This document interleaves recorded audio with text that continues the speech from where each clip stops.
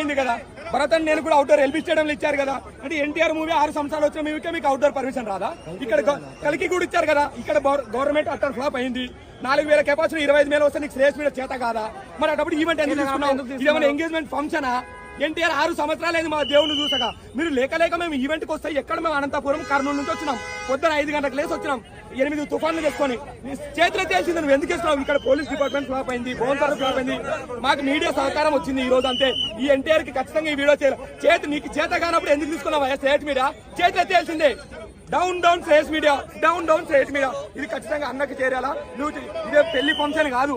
ఎన్టీఆర్ అన్న ఫంక్షన్ అయితే నువ్వు అవుట్డోర్ ఇవ్వాలా. ఇక్కడ గవర్నమెంట్ కూడా అవుట్డోర్ ఇవ్వాలా. భరతాన్ని నేను ఇచ్చింది, కలికి ఇచ్చింది. మరి ఎందుకు దేవరక్ష సినిమాకి ఇవ్వాలా?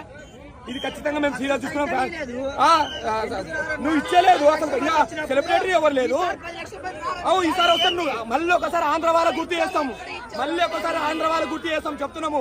స్ట్రేట్ మీడియా, చెత్త మీడియా చేతులు ఎత్తేసింది ఈ రోజు. ఎన్టీఆర్ ఫ్యాన్స్ మళ్ళీ ఖచ్చితంగా నిరాశ జరుగుతుంది. ఖచ్చితంగా చూపిస్తున్నాం.